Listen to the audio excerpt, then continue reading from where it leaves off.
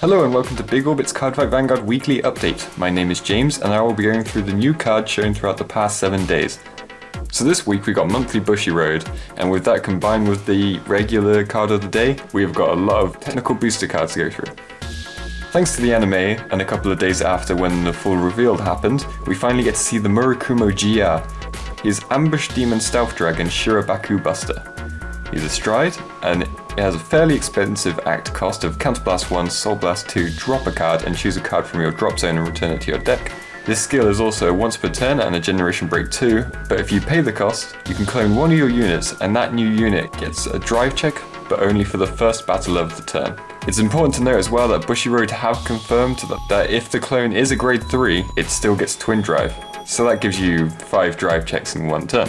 It is a costly ability, but it could be nice to have 1 or 2 of this card in your G-Zone. Rampage Mutant Deity Darkface is a R stride for Megacolony. As an act on the Vanguard circle once per turn with Dark Device, you may Counterblast 1 and G-Blast any EG unit to choose up to the same number of your opponent's rear guards as the number of face-up Rampage Mutant Deity Darkface in your G-Zone. Until the end of your opponent's next turn, those units can't intercept and cannot be chosen due to effects or cost of the owner's cards. And for each unit chosen this way, Darkface himself gains plus 5,000 power. So your counterblasts are going to rack up pretty fast, but this does do a lot for you. It'll stop Nova Grappler from selectively standing their units, it'll stop Bermuda from bouncing their units, it'll stop Shadow Paladins and Tachikaze from retiring, and best of all, it stops all trigger effects that would be given to units. This doesn't paralyze the chosen units, but you can always combine this with grade 3 Dark Faces on Stride skill, which will Giga Paralyze them. And the R Big Belly Stride has also been announced, Holy Wise Professor Big Belly.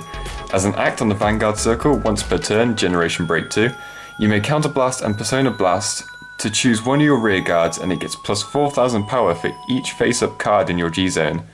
Then choose up to one of your units, and if that unit's attack hits, stand up the same number of other rear guards as face-up cards in your G-Zone. So it's probably best to give both skills to one unit, and then have Crayon Tiger on the other column standing that unit back up if things don't go as planned. And this is probably the best R in the set. Darkface counters Big Belly pretty well with this, but in most matchups Big Belly would do the best out of all 3 of the Stride fusions. All 3 of the Critical Trigger Heart Thump Worker clones have been revealed. Just bear in mind that not all the names are fully translated, as the pictures from the monthly Bushiroad magazine made it quite hard to read. So Yasuye's Heart Thump Worker clone is Fiendish Blade Stealth Rogue Masamura, Darkface's is Bomb Scissors, and Big Belly's is Bomb Belly. As for G-Guardians, we have both Great Natures and Megacolonies this week. Great Natures is Golden Castle Chief Arujiro. When this unit is placed on Guardian Circle, you may retire any number of your rear guards. If the number of open rearguard circles is 3 or more, this unit gets plus 10,000 shield. It's pretty good, as you will most likely be retiring on your own turn anyway, but lock will hurt this unit quite a lot, as a locked circle is neither open nor occupied. The Megacolony G-Guardian is Mutant Deity Fortress Grisefort. When he's placed on Guardian Circle, you may Counterblast 1 if your Vanguard is being attacked by your opponent's Vanguard, and if you do, you rest all your opponent's units on the back row, and this unit gets plus 5,000 shield for every 2 rested units your opponent has. So people may immediately think that this is just a weaker version of Defeat Flare Dragon, but firstly, this card doesn't require a specific Vanguard, and secondly, this card can get up to 30,000 shield where Defeat Flare Dragon is only 15. This will also make your opponent choose a bit differently on how they attack you. If they attack with their rear guards first, then your shield will be bigger, and if they attack with their Vanguard first, then their rear guard columns are going to be weaker. A little single R stride for Murakumo is Ambush Demon Stealth Rogue Kiyohime. If her attack hits, you may Soul Blast 1 to clone one of your rear guards, and at the end of the turn, return that unit to your hand. It's a shame it couldn't clone the heart, but I think in most situations this is at least better than Ushimitsu Train. Next is Stealth Beast Trick Arts, a single R grade 1 for Murakumo. When he is placed on rearguard circle, choose one of your units, and if you have another unit with the same name as that unit, search your deck for a grade 3 Dueling Dragon and put it into your hand. If you did put a card in your hand this way, choose a card from your hand and put it into your soul. It's great you can do this so early on, and it's great for putting Zanbaku in your soul to activate Zangeki's abilities. Next is Stealth Beast Trick Arts. A single art grade 1 for Murakumo. When he is placed on rearguard circle, choose one of your units, and if you have another unit with the same name as that unit, search your deck for a grade 3 dueling dragon and put it into your hand. If you did put a card in your hand this way, choose a card from your hand and put it into your soul. It's great you can do this so early on, and it's great for putting Zanbaku in your soul to activate Zangeki's abilities. Darkface got some pretty decent support with a grade 2 and grade 1 unit, both single R. The grade 2, Punish Stag, has a Generation Break 1 and Dark Device. When this unit is placed on rearguard circle and you have a Darkface Vanguard, this unit gets plus 2000 power until the end of turn. Choose one of your opponent's rearguards, paralyze it. If that unit is still at rest at your opponent's end phase, draw a card. We finally get a decent paralyzer with no counterblast. It doesn't stop intercepts, but the Darkface Stride will help you with that anyway. And the grade 1 is Vulcan Lafate. He has two abilities, the first one being a Generation Break 1 with Dark Device on the rearguard circle. At the beginning of your main phase, you may put this into your soul. If you do, countercharge 1. This is good because Darkface decks need a lot of counterblasting, and building up the soul helps for Darkface's Generation Break 2 ability. And also the second skill is a continuous on the rearguard circle. If you have a Vanguard with Darkface in its name, this unit cannot be chosen by the effects of your opponent's cards. And opponent's units in the same column as this unit cannot intercept.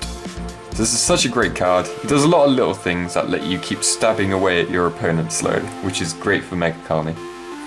Aliantonet is a Megacolony grade 3, which I believe is a single art, but it's hard to tell because of the picture. But on the rearguard circle, with the Generation Break 1 with Dark Device, when this unit attacks a Vanguard, you can counterblast 1 to have her gain plus 3000 power. Feature your opponent's units in the same column as this unit. Then when she is placed on Vanguard circle, you may counterblast 1 and Soul Blast 1 to look at the top 5 cards of your deck and choose a Dark Device unit from among them and put it in your hand. Probably won't see much play because there are better options like Cyclone Tooth and Superior Mantis, but it's a good budget choice.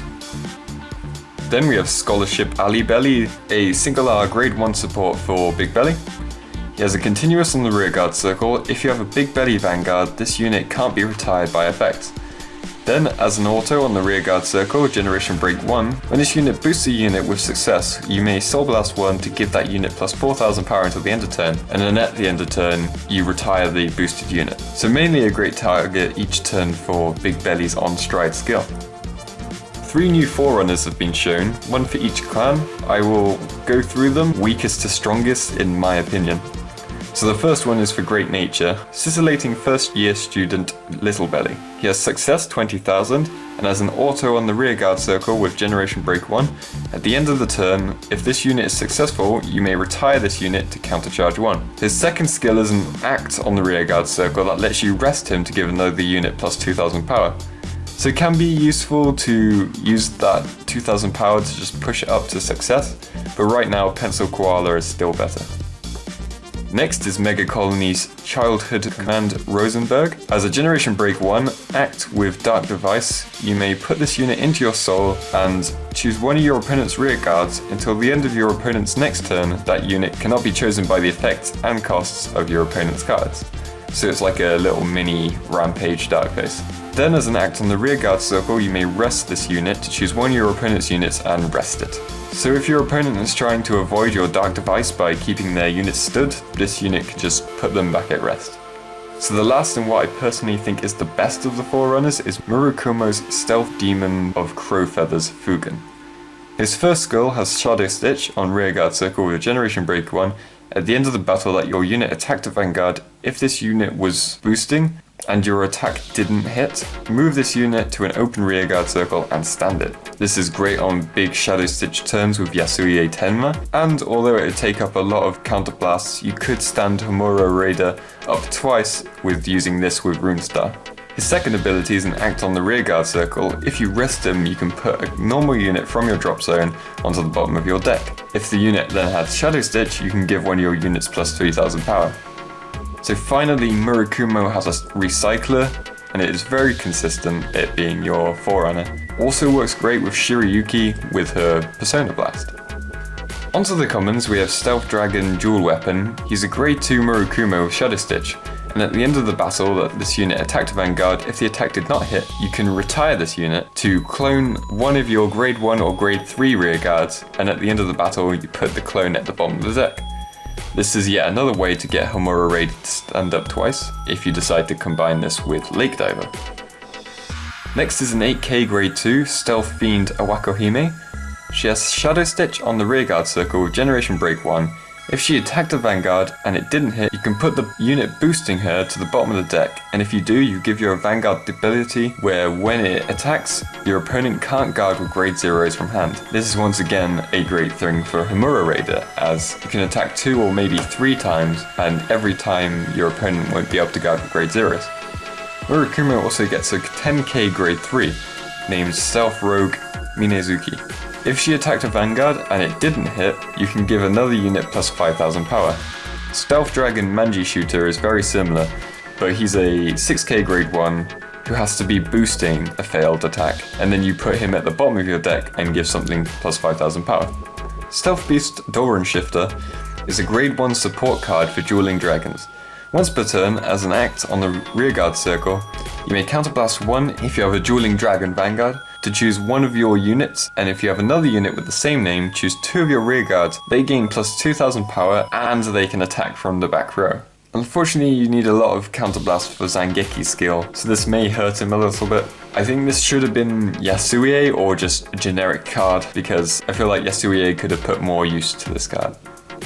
Great Nature received a new grade 3 Stapler Penguin. He has the cloned skill where if he's placed on the Vanguard circle you can counterblast 1, Soul Blast 1 to search the top 5 cards for a success card, but he also has success 25,000, and on Vanguard circle with Generation Break 1 you can counterblast 1 if he becomes successful to give one of your rear guards plus 1 critical. He's very good backup if you can't get a hold of Chat Noir, and I can see him being useful in Big Belly decks, maybe 2 of him and 2 of Tuskmaster. And lastly we have 2 Megacolony units. The first one is a grade 2 Arista Size. On the Vanguard circle or rearguard circle, when she attacks, if her Dark Device is active, she gains plus 2000 power. It doesn't have a generation break, and your opponent doesn't need all their rearguards to be at rest, so it's basically a step up from Buster Mantis. And finally we have a 6k grade 1 Bullet Mutant Pill Burglar. On the rearguard circle, at the beginning of the guard step that your Vanguard is being attacked, you may Soul Blast 1 if Dark Device is active, to move this to Guardian Circle and it gains plus 5000 shield. Darkface isn't really in need of this kind of card, as he's quite defensive anyway and the sword is quite useful to him. I'm not entirely sure what this card was made for, maybe Giraffe can make some use of him. So that is all for this week. Feel free to leave a comment on what you think of the cards. If you have any questions about the ruling, feel free to ask about that too and I'll answer as best as I can. Be sure to check out next week's video to keep up to date with all the Vanguard news. That's bye from me, James, and I'll see you next time.